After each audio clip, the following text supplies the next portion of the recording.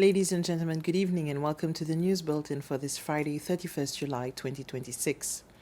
Demolition of the Sir Selwyn Clarke market has been going on since June and is almost reaching its end. For now, the remaining demolition work is partly on souvenir shops.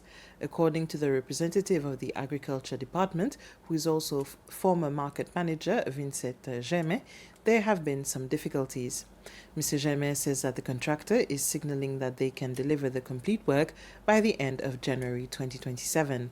The authorities have pointed out that they are giving people a deadline to come and remove their belongings. Once this is completed, the authorities said that work will really begin. There will be two major works that will take place.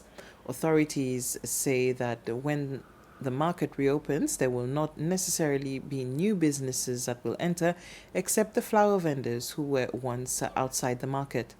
Infrastructure Agency Chief Executive Jitesh Shah said they would also rebuild where people walk to ensure that no water remains on the ground, review columns that are slightly damaged, and for the time being, the Department of Agriculture and the Infrastructure Agency have said that they will not be able to give a figure of how much the project will cost the government because they need to let the contractor finalize the costs. 25 teachers from primary, secondary, and professional institutions across the country will travel to India on Saturday under the Indian Technical and Economic Cooperation (ITEC) program to receive specialized training in entrepreneurship, financial literacy, information technology, and artificial intelligence. Their plane tickets were handed over by the Minister for Education and Human Resource Development, the High Commissioner of India to Seychelles, and the Principal Secretary for Human Resources Development during a short ceremony. The scholarship program aims to equip teachers with skills they can integrate across different subjects, helping prepare students with practical knowledge for the future. 92 students from the Seychelles Institute of Teacher Education graduated during a ceremony held at ICCS yesterday afternoon. The graduates received their certificates and awards after successfully completing their training in a range of teaching programs over the past 2 years. Among them was Amani Sino, who emerged as the overall top graduate and received the prestigious President's Cup.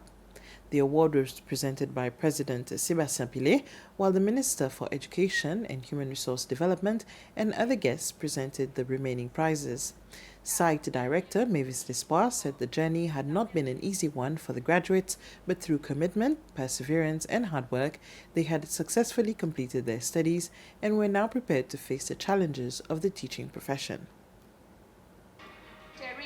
We celebrate achievement, perseverance, and above all, a commitment to serving the children of young people of Seychelles.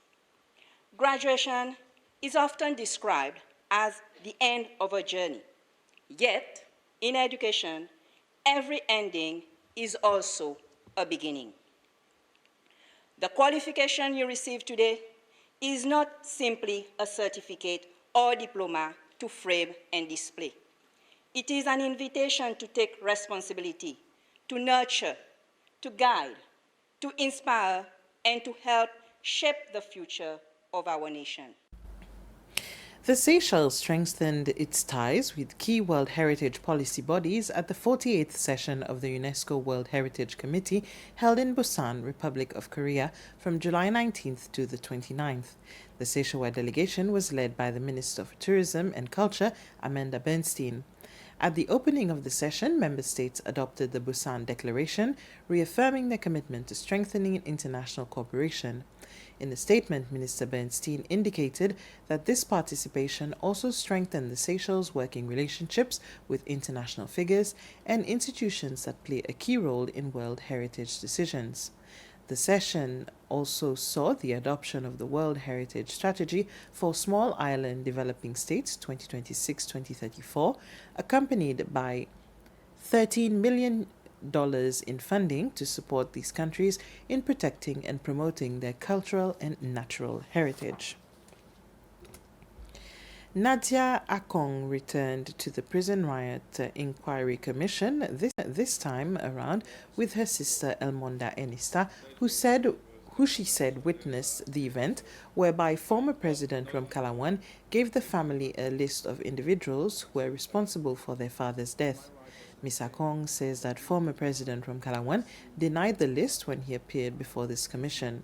Also to return was the heat of the head of the counter-terrorism unit within the police force, Peter Dakampra, whom the commission called back to challenge his prior evidence. Dakampra showed videos that, according to the commission, goes against what he stated in his first testimony, where he stated he sought for peaceful resolution. For the first time since it was introduced in June 2023, the Seychelles Tourism Board has merged Rendezvous Pralinois with nature.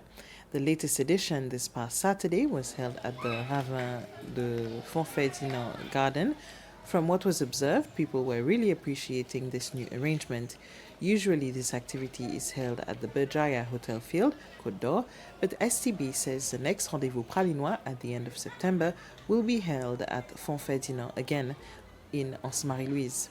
Buses are rare in that area of Pralin, but STB says that about 500 Seychellois came, many in their own transport.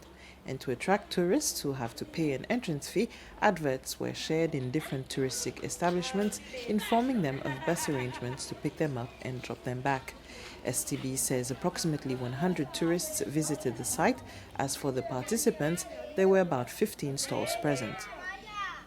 It shows you what we can do when we come together as a community, with putting the importance of protecting our environment, our culture and our heritage at the forefront. We had 100 visitors that attended and over 500 locals, which doesn't include the stall holders, families and friends that were all part of the event.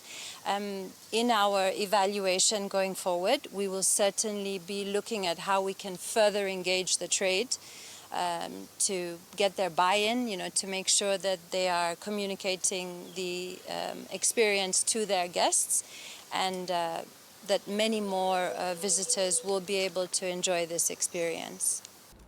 And with this, ladies and gentlemen, we've reached the end of our bulletin for now. We'll be back at 8 p.m. for the news in Creole with more details.